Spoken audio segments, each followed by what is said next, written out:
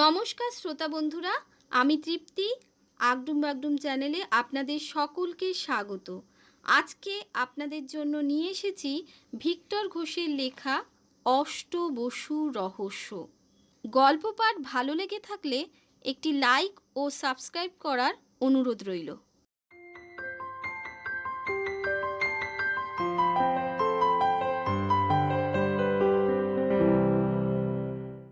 জোছন বলল, বড় মা, তুমিও যেমন।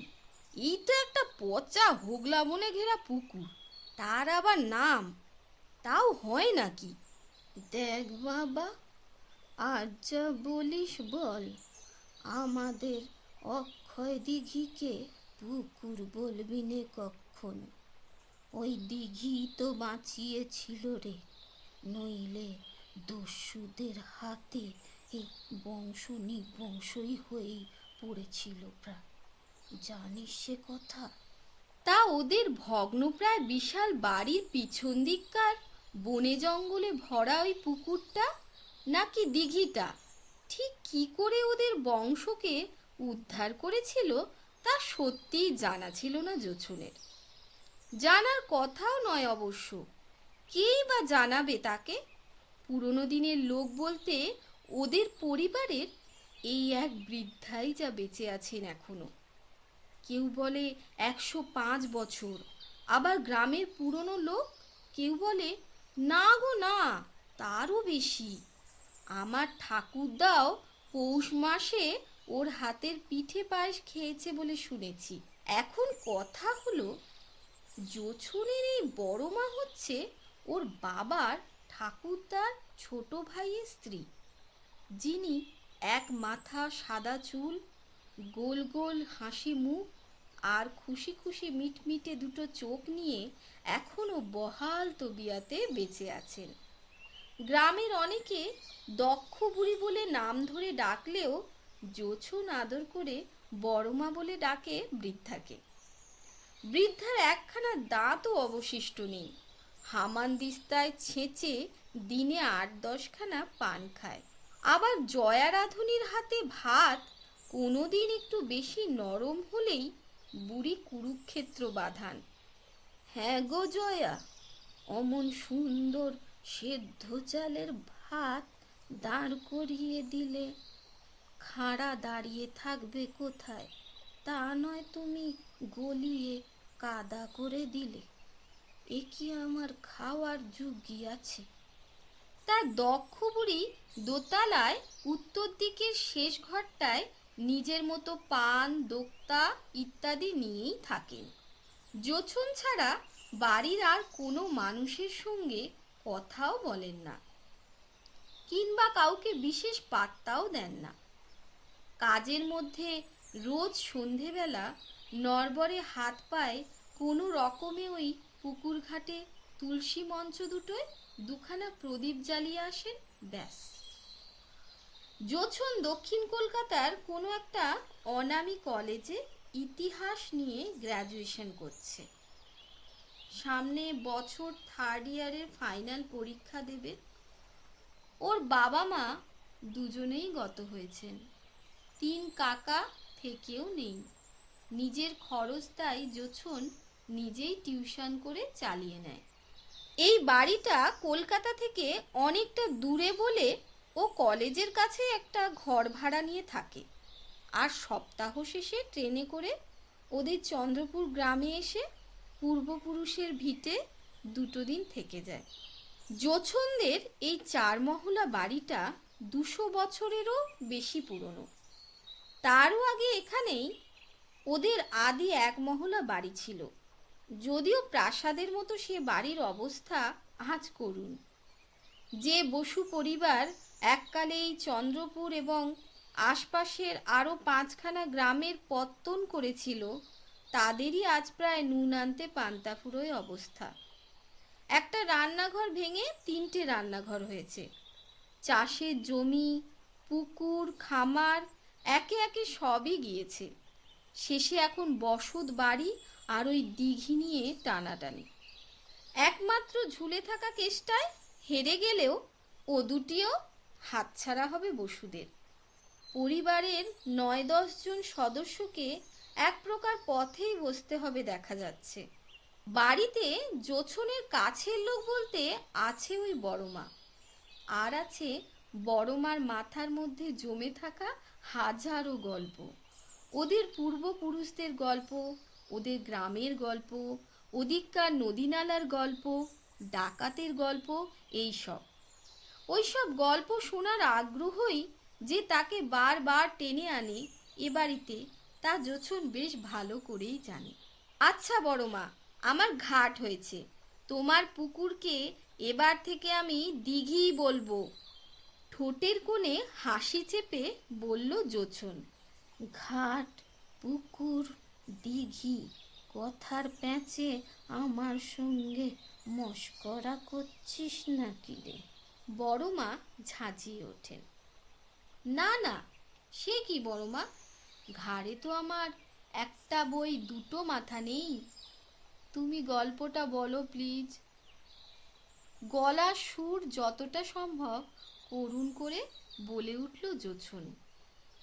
শোন তবে, ফিরিঙ্গি দস্যুদের তারায় নদী বেয়ে পালিয়ে এসে এই দিঘির হোগলা বনে লুকিয়ে বেঁচেছিল তোদের পূর্বপুরুষ চন্দ্রমোহন সাহা। সে কি বড়মা, আমরা তো বসু, আমাদের পূর্বপুরুষ আবার সাহা কি করে হবে? আহ, তুই বড় গোল করিস বাবা, তোকে দেখছি সেই শুরু থেকে শুরু করতে হবে।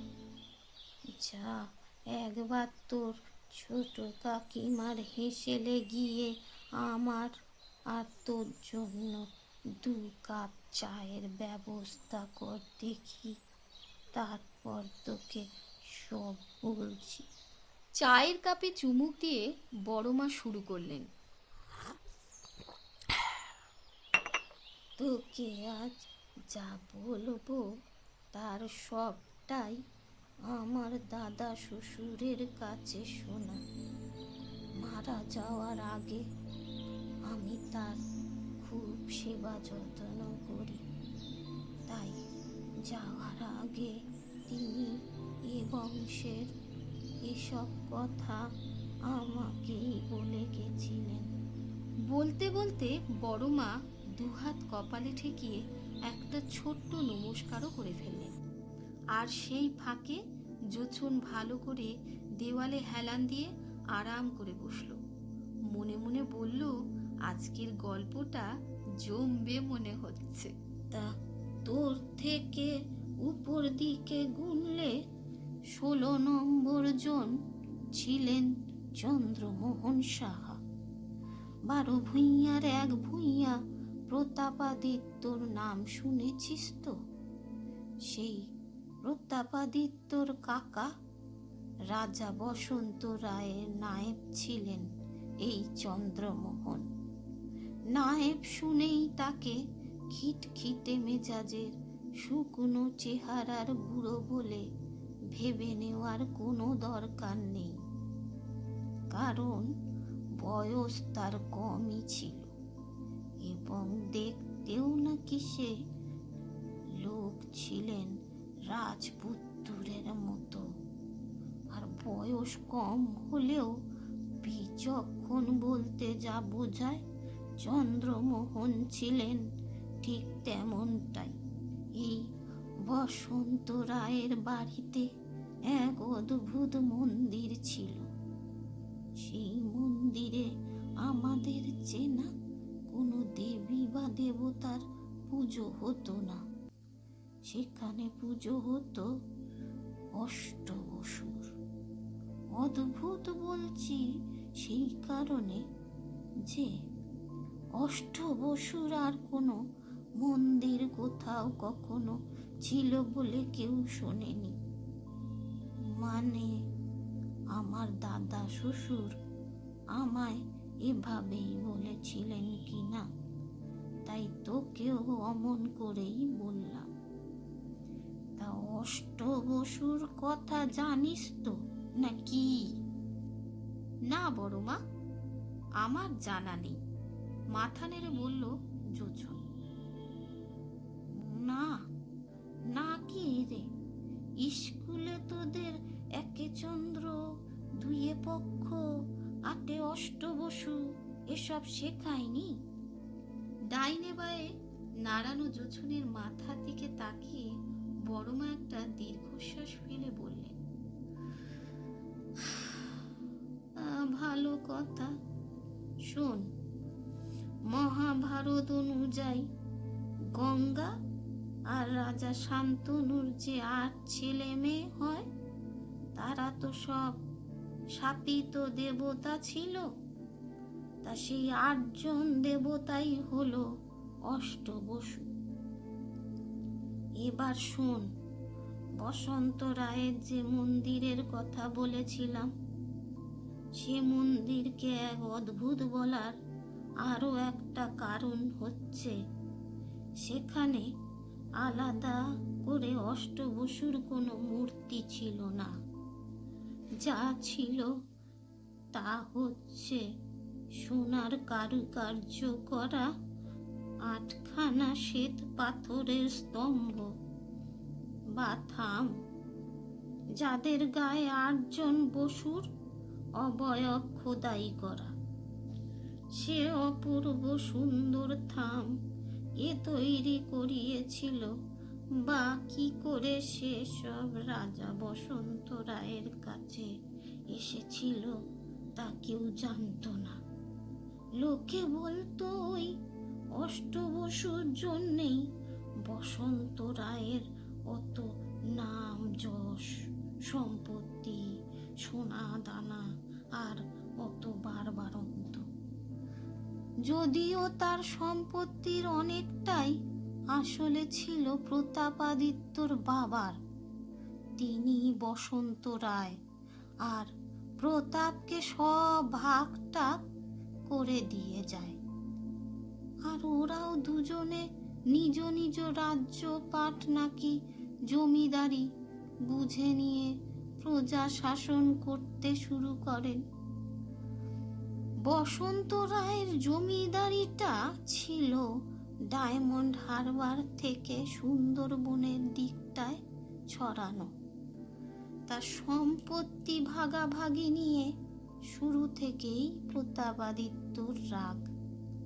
তার বাবার সম্পত্তি, জমিদারির ভাগ তার কাকা কেন পাবে?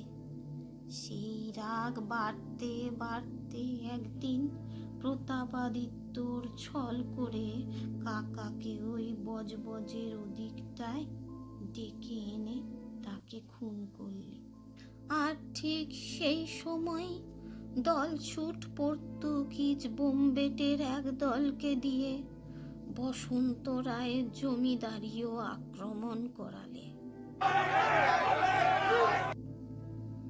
লোকে বলে অষ্টবসুর ওই থামগুলোর জন্যেই নাকি প্রতাপাদিত্যর ভাড়াটে বোম্বেটেদের দিয়ে বসন্ত রায়ের রাজবাড়ি লুট করার ফন্দি এঁটেছিল। বসন্ত রায় নেই, ফিরিঙ্গি দস্যু আক্রমণ করেছে। লাঠি সুরকি নিয়ে কতক্ষণই বা তাদের ঠেকানো যাবে? পরিবারের সবাই মিলে ঠিক করলো আর সব কিছু যায় অষ্টবসুর থামগুলোকে ওই ফিরিঙ্গিদের হাত থেকে বাঁচাতে হবে। প্রাণ যায় যাক, কিন্তু কুল দেবতাকে তো আর অপবিত্র হতে দেওয়া যায় না। তারা সবাই ধরে পড়ল চন্দ্রমোহনকে। নায়ক, তুমি পারবে, তোমার বয়স কম, গায়ে জোর আর মাথায় বুদ্ধি আছে। তুমি 6 জন পাইক নিয়ে বড় দুটো ছিপ, নৌকায় অষ্টবসুর থামগুলো তুলে রাজবাড়ির পিছনের গোপন নালা দিয়ে হলদি নদীতে গিয়ে পড়বে। তারপরে নৌকা বেয়ে মোহনার উল্টো দিকে যাবে। যত তাড়াতাড়ি পারো নিজের বুদ্ধি মতো যেখানে নিরাপদ বুঝবে সেখানে নৌকা বাঁধবে। এতদূর বলে চা শেষ করে বড়মা স্টিলের পানের ডাব্বাখানা খুললেন। জোছন অধৈর্য হয়ে বলল, এখনই তোমার পান না খেলেই নয় বড়মা। তারপর কি হলো বলো না। বড়মা ফোকলা মুখে শুধু একটু হেসে ধীরে সুস্থে ডাব্বা থেকে 2 আঙুলে করে হামানদিস্তায় ছেঁচে তুলে রাখা পান কিছুটা নিয়ে মুখে ফেলে চোখ বন্ধ করে বললেন, যে কথা সেই কাজ। চন্দ্রমোহন 6 জন লেঠেল নিয়ে গোলাগুলি, তলোয়ার আর লড়াইয়ের আওয়াজের মধ্যে মন্দিরের 8খানা থাম নৌকায় তুলে গিয়ে পড়লেন নদীতে। কিন্তু তিনি তখনও জানতেন না পর্তুগিজ দস্যু কি জিনিস। হলদি নদীতে পড়েই চন্দ্রমোহন বুঝতে পারলেন সেখানেও একটা বড় নৌকা পাহারায় রেখে গেছে তারা। কোনো রকমে তাদের কাটিয়ে পালিয়ে চলল চন্দ্রমোহন। পিছনে তাড়া করে চললেন সেই পর্তুগিজ নৌকা। বসন্ত রায়ের সঙ্গে পাখি শিকার করতে 1-2বার হলদি নদীর এদিকে এই দিঘির দিকে এসেছিলেন চন্দ্রমোহন। তাই তিনি জানতেন প্রকাণ্ড এই দিঘিটার কথা।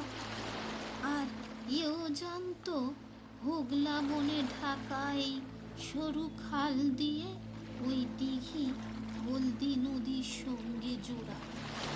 হলদি নদীর সেই খাল ধরে চন্দ্রমোহন নৌকা সোজা এনে দেখলেন এই দিঘি নদীর হোগলা বনের মাঝে। পর্তুগিজ নৌকাটা খালের মুখের খুব কাছাকাছি এসেও ঘন হোগলা বনের মধ্যে কোন দিকে যাবে বুঝে উঠতে না পেরে বুঝে ফিরে গেল। 3টে গোটা দিন নৌকায় ওই হোগলা বনের মধ্যে লুকিয়ে বসে থেকে 4র্থ দিন সকালে এই ঘাটে এসে নামলেন চন্দ্রমোহন। এদিক ওদিক ঘুরে দেখে তিনি বুঝলেন লুকিয়ে থাকার পক্ষে জায়গা চমৎকার। দিন 2-3-এর মধ্যে দিঘির একদিকে জঙ্গল কিছুটা সাফ করিয়ে এখানেই থানা গাড়লেন চন্দ্রমোহন। কদিন পর খোঁজ করে জানা গেল দস্যুদের হাতে বসন্ত রায়ের পরিবারের সবাই হত হয়েছে। আর লুট করার মতো বিশেষ কিছু না পেয়ে ওরা রাজবাড়িও জ্বালিয়ে দিয়ে গিয়েছে। আরও খবর এলো বসন্ত রায়ও নাকি খুন হয়েছেন প্রতাপাদিত্যর হাতে। জোছন বড়মার গল্পে বিভোর হয়ে হাতের কাপের একেবারে ঠান্ডা হয়ে যাওয়া চায়ে একটা চুমুক দিয়েই মুখখানা কুঁচকে বলল,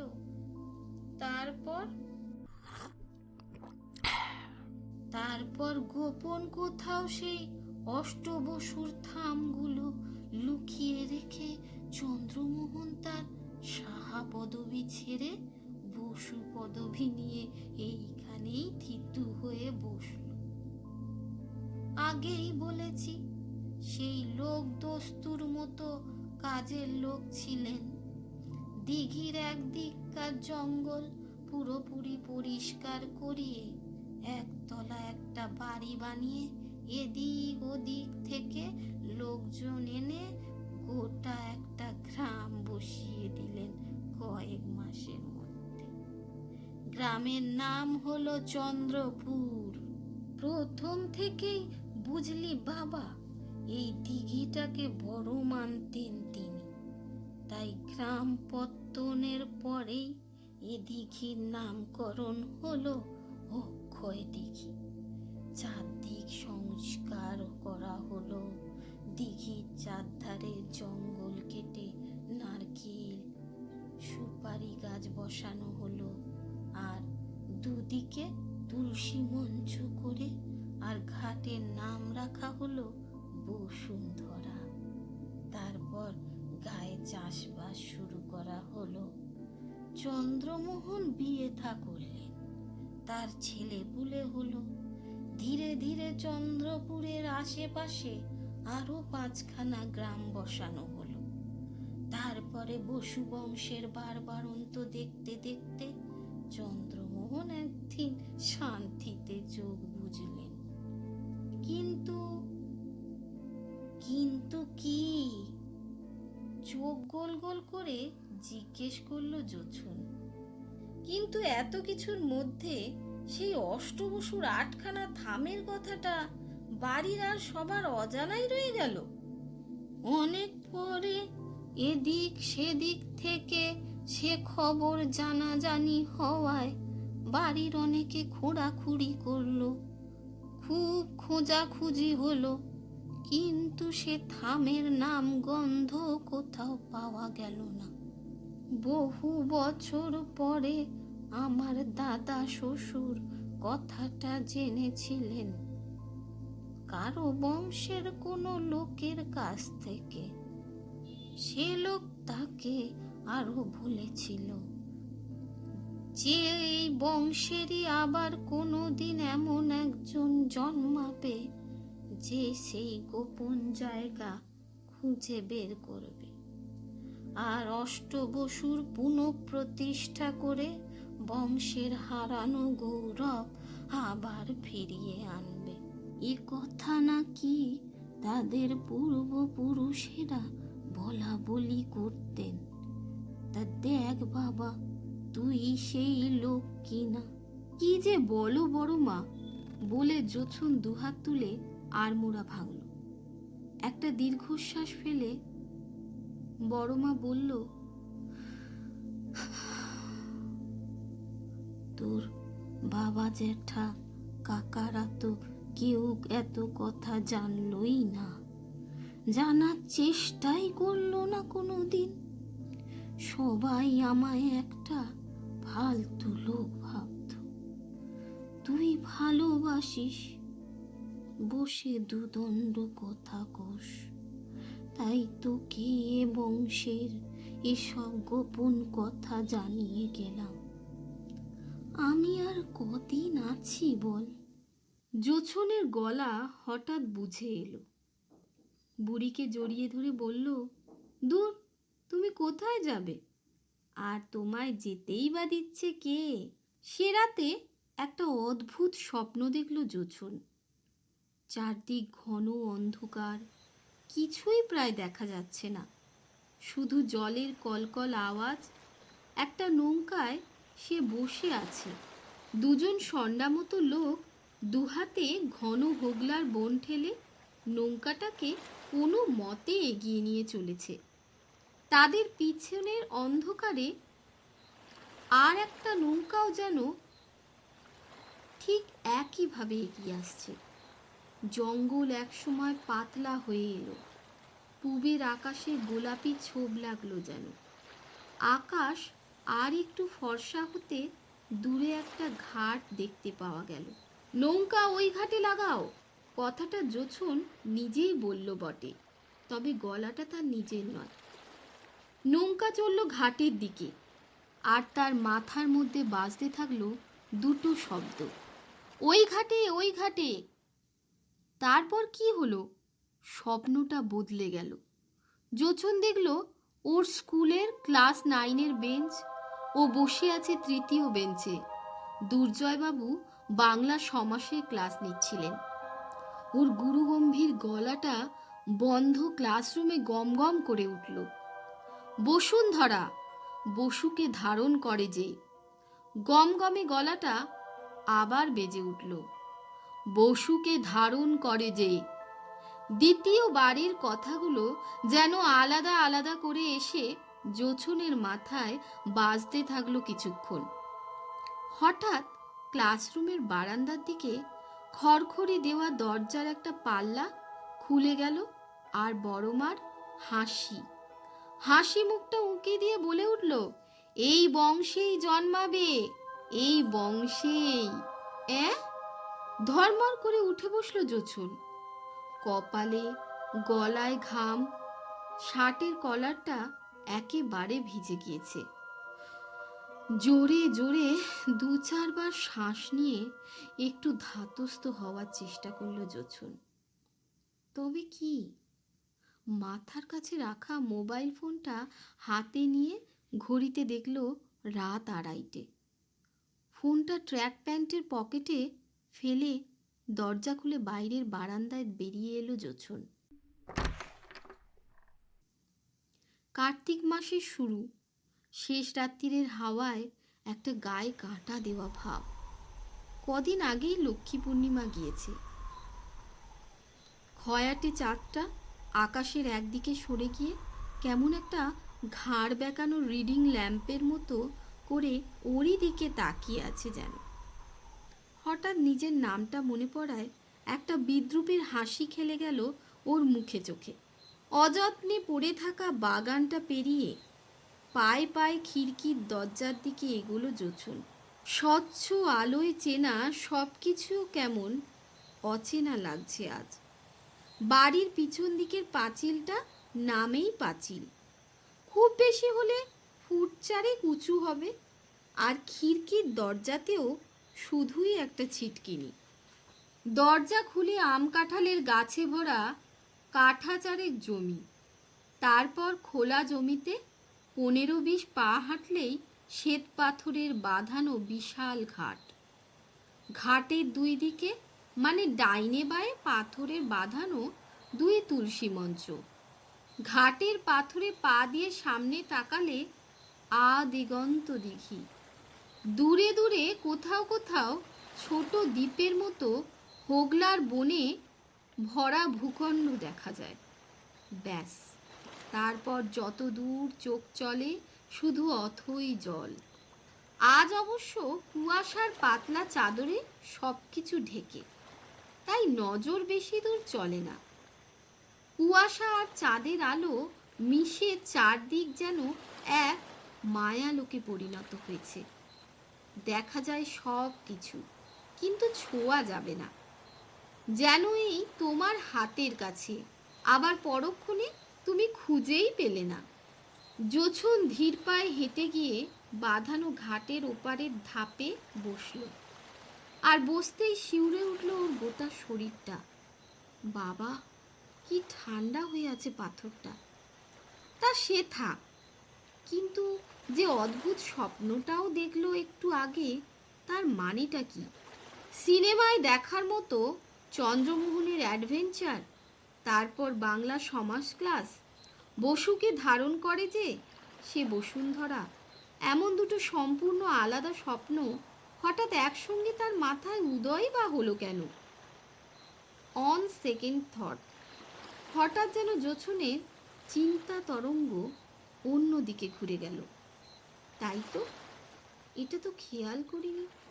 একটু তলিয়ে দেখলে বড় মার গল্প আর তার জোড়া স্বপ্নের একরকম মানে হয় বই কি। 1, পিছনে দস্যু তাড়া করে আসতে পারে, পালাবার জায়গা বিশেষ নেই। এমন অবস্থায় কোনো বড় কিছু লুকিয়ে রাখতে গেলে তাকে চোখের উপরেই কোথাও প্রচ্ছন্নভাবে রাখতে হবে। 2, যুগ যুগ ধরে বংশ পরম্পরায় সেই খবরটা অন্তত কিছু মানুষের মনের উপরে ভাসিয়ে রাখতে গেলে কথাটা আলতোভাবে হলেও প্রচলিত রাখতে হবে। ঘটা করে এই ঘাটের নাম রাখা কি তাহলে সেই কারণেই? আরও একটা ব্যাপার, দ্য থার্ড পয়েন্ট, কুলদেবতাকে যেখানেই লুকিয়ে রাখা হোক তার তো পুজো চাই। এ জোড়া তুলসী মঞ্চ কি তবে আইওয়াস? তুলসীর ছলে কি আসলে কুলদেবতারাই প্রদীপের আরতি পেয়ে আসছেন যুগ যুগ ধরে? নিশ্চয়ই তাই, না হলে বাড়ির চৌহদ্দির বাইরে, তাও আবার খিড়কির দরজার দিকে কখনো তুলসী মঞ্চ বানায় নাকি কেউ? এভাবেই বোধহয় গোটা ব্যাপারটার একটা ব্যাখ্যা করা যেতে পারে, এবং তার নিজের সাবকনসিয়াস মাইন্ড সেই কাজটি করে ফেলে তাকে স্বপ্নে বুঝিয়ে দেওয়ার চেষ্টা করছে। বাঁ কানের উপর মাথাটা টিপটিপ করছে। আঙুলের মাথা দিয়ে জায়গাটা টিপতে টিপতে উঠে দাঁড়ালো জোছন।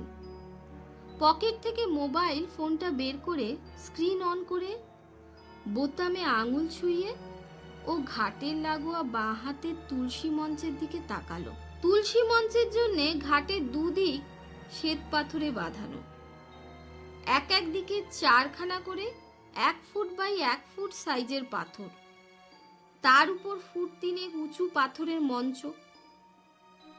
দুদিকেই একরকম ব্যবস্থা। মোবাইল হ্যান্ডসেটের আলোয় সব খুঁটিয়ে সবচেয়ে কাছের পাথরটাকে পর্যবেক্ষণ করতে লাগলো জোছন।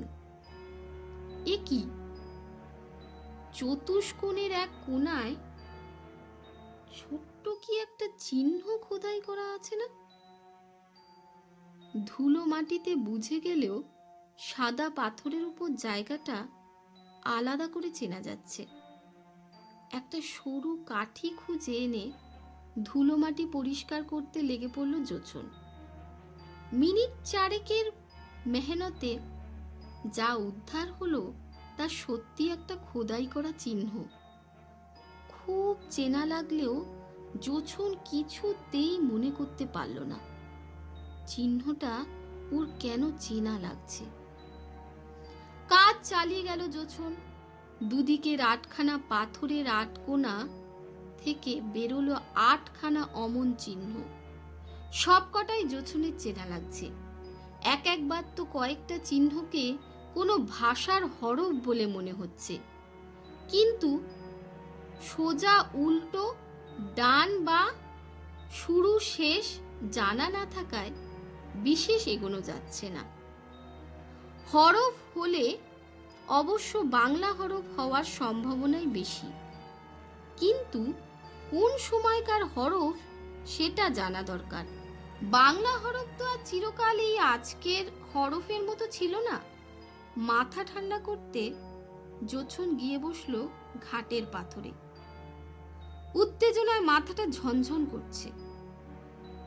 200 চিন্তা ক্রস করে যাচ্ছে একে অন্যকে, একের পর এক। সে যে একটা বহু যুগের পারের রহস্য সমাধানের প্রায় মুখে এসে দাঁড়িয়েছে, তা বেশ পরিষ্কার বুঝতে পারছে Jochhan.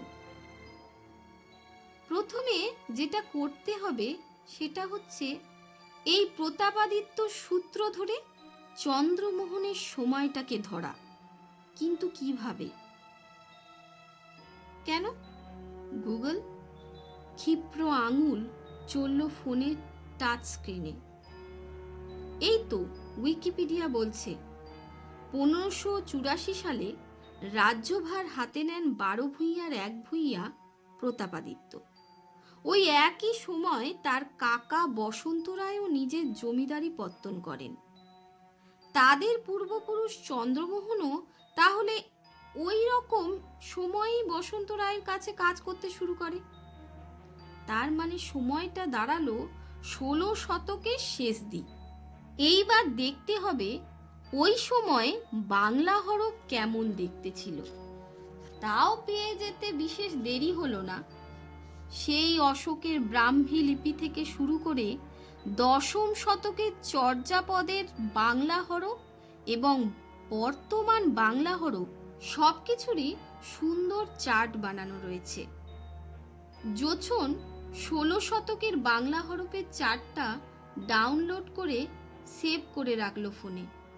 Good job. Now the next phase. মনে মনে আউড়ে নিয়ে জোছন একে একে 8 পাথরের কোনায় পাওয়া 8খানা চিহ্নের ফটো তুলে নিল মোবাইল ফোনের ক্যামেরায়। এইবার আসল কাজ। বলতে বলতে বেশ কয়েকবার মাথা নাড়ল জোছন। এই 8খানা ছবিকে বিভিন্নভাবে ঘুরিয়ে ফিরিয়ে মেলানোর চেষ্টা করতে হবে ওই ডাউনলোড করে রাখা চার্টের হরফের সঙ্গে। কাজটা যতটা কঠিন হবে ভেবেছিল জোছন, তার চেয়ে অনেক সহজেই হয়ে গেল। হ্যাঁ, চিহ্নগুলো বাংলা হরফই বটে, এবং প্রথম দুটো মিলে যাওয়ার পর পরেরগুলো মেলাতে বিশেষ কোনো অসুবিধেই হলো না, কারণ ততক্ষণে চিহ্নগুলোর কোন দিকটা সোজা সেটা জোছনের বোঝা হয়ে গিয়েছে।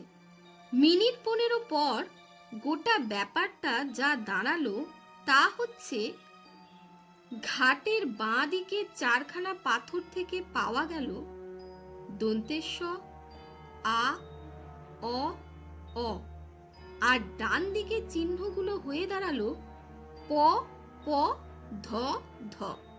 কি বোঝাচ্ছে এই হরফগুলো? কোন সংকেত? নাকি 8খানা নামের আদ্যক্ষর? কিসের নাম? নাকি কাদের নাম? বড়মার গল্পের সেই অষ্টবসুর নাম নয় তো? মুহূর্তের জন্যে জোছনের মাথায় বেজে উঠল সেই সমাসের ক্লাস।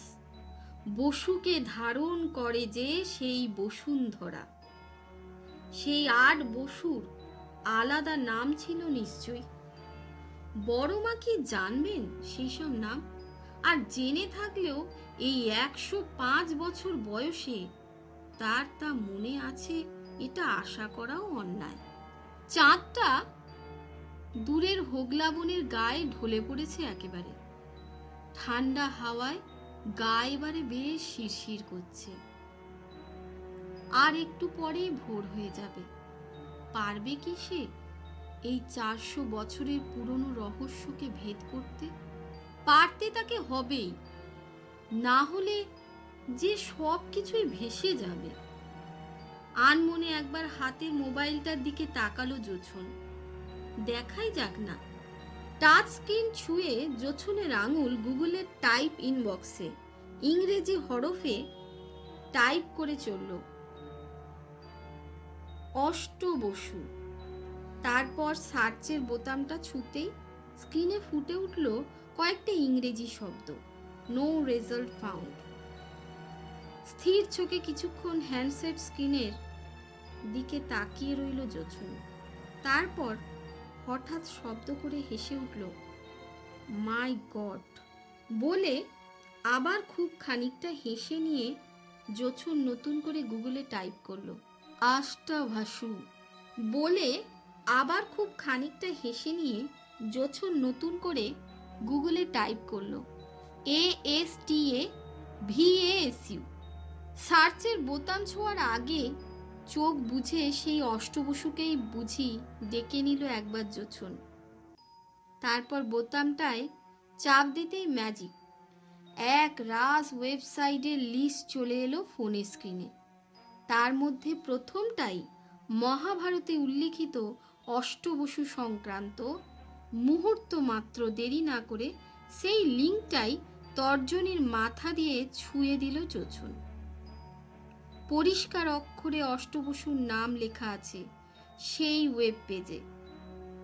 অষ্টবসু যারা শাপিত হয়ে গঙ্গার কোলে মানুষ জন্ম নেয়, আর গঙ্গা একে একে যাদের আবার ভাসিয়ে দিয়ে শাপ মুক্ত করে। 8 জনের মধ্যে শেষ জনই শুধু বেঁচে যায়, যার নাম ওয়েবসাইট বলছে প্রভাস। প্রভাস মানে প। প তো রয়েছে তার নিজের বানানো লিস্টে। জোছনের বুক ধড়াস করে উঠল। তবে কি সে ঠিক পথে এগোচ্ছে? প্রথম থেকে 8খানা নাম বেশ কয়েকবার পড়ল জোছন। অনল, অনিল, সোমা, আহাস, ধারা, ধ্রুব, প্রত্যুষা, আর 8 নম্বর হলো প্রভাস। এবার সেভ করে রাখা পাথরের উপরকার বাংলা হরফের ফোল্ডারটা খুলল জোছন। দন্তেশ আ, অ, অ, আর প, প, ধ, ধ। প্রথম নজরেই যে প্যাটার্নটা ওর চোখে পড়ল সেটা হলো মহাভারত অনুযায়ী 5ম থেকে 8ম বসুর নাম, ধারা, ধ্রুব, প্রত্যুষা আর প্রভাস। এবং বসুন্ধরা ঘাটের বাঁ দিকে তুলসীতলার পাথরে খোদাই করা 4টে হরফ, প প ধ ধ। প্রথম নজরেই যে প্যাটার্নটা ওর চোখে পড়ল সেটা হলো মহাভারত অনুযায়ী পঞ্চম থেকে অষ্টম বসুর। অর্ডারটা ঠিক না হলেও পরিষ্কার বোঝা যাচ্ছে এই পাথরগুলোয় ওই বসুদেরই নামের আদ্যক্ষর খোদাই করা আছে। উফ, বুকের ধড়ফড়ানি বাড়ছে, সঙ্গে সঙ্গে দপদপ করতে শুরু করেছে কপালের দুদিক। জোছন চোখ ফেরালো অন্য নামগুলোর দিকে, অনল, অনিল, সোমা, আহাস। তার নিজের হরফের লিস্ট কি বলছে? স, আ, অ, অ। সে কি, ইউ তো ঠিক একইভাবে মিলে যাচ্ছে, শুধু অর্ডারটা অন্য। সেটা নিশ্চয়ই জোছন ভুল পাথরকে প্রথম পাথর ধরেছে বলে, তাতে কিছুই এসে যায় না। কথা হচ্ছে 8টার মধ্যে 8টা বসুর নামেরই প্রথম অক্ষর তাদের বসুন্ধরা ঘাটের এই পাথরগুলোয় আজ প্রায় 450 বছর ধরে ধুলো কাদায় মিশে হাজার ঝড় বৃষ্টি, বন্যা, মন্বন্তর, দাঙ্গা, মহামারী সব কিছুর সাক্ষী হয়ে নিশ্চুপে পড়ে আছে। ভোরের ঠান্ডা হাওয়ায় গায়ে আর একবার কাঁটা দিয়ে উঠল জোছনের। এত দূর যখন মিলে গিয়েছে তখন আর কোনো সন্দেহই থাকতে পারে না। অষ্টবসুর থামগুলো এখানেই পোতা আছে, এই বসুন্ধরা ঘাটের 2 তুলসী মঞ্চের নিচের শ্বেত পাথরের তলায়। ফরসিও পূব আকাশে স্কারলেট লেকে রঙের ছোপ লেগেছে কি লাগেনি, কুয়াশার পর্দার ভিতর দিয়ে ভালো ঠাহর হয় না। হাওয়াটা হঠাৎ বেশ ফুরফুরে হয়ে গেল, গায়ে কাটা দিচ্ছে না আর, কেমন যেন আলতো হাতে সুড়সুড়ি দিয়ে যাচ্ছে বলে মনে হয়। জোছন গিয়ে বড়মার ঘরের দরজায় আছড়ে পড়ল প্রায়। দরজা ভেজানোই থাকে। দুদ্দার করে ভিতরে ঢুকে এক নিঃশ্বাসে বলে ফেলল, বড়মা, পেয়েছি সন্ধান। তা সে আমি জানতাম। বিছানায় উঠে বসতে বসতে বললেন বড়মা, তুই যে পারবি তা আমি বিলক্ষণ জানতাম। জোছনের মাথায় শীর্ণ ডান হাতটা রেখে আবার বলে উঠলেন বড়মা। জোছন দেখল ভোরের আগের আবছা আলোয় বড়মার চোখ দুটো মিটমিট করে হাসছে, কিন্তু পরক্ষণেই সে চোখ ম্রিয়মাণ হয়ে গেল। তা পেয়ে বা কি হবে বাবা, আর কদিন বাদেই তো এ ভিটে মাটি ঘর বাড়ি সব বেহাত হয়ে যাবে। না বড়মা, কিচ্ছুটি যাবে না, আমি সব ভেবে ফেলেছি। কাকাদের সব একসঙ্গে করব, একটা বড় লোন নিয়ে চন্দ্রমোহন বসুর নামে একটা ট্রাস্ট বানাবো, বাড়ির পিছনের দিকের অংশটা সংস্কার করে একটা মিউজিয়াম বানাবো, আর সেইখানে থাকবে তোমার অষ্টবসু। দেখবে কেমন লোক উপচে পড়ে। এক টানা কথা বলে একটু থামলো জোছন, তারপর কি যেন ভেবে নিয়ে বলল, ধর্মের কথা জানি না বড়মা, কিন্তু ইতিহাস কিছু হলেও তা তো একটা মূল্য আছে। আয় যা হবে তাতে বসুবাড়ির আগামী 5 পুরুষের আয়েসে না হলেও আরামে কেটে যাবে। দেখো। বড়মা একটা লম্বা নিঃশ্বাস ফেলে হেসে উঠলেন নিঃশব্দে।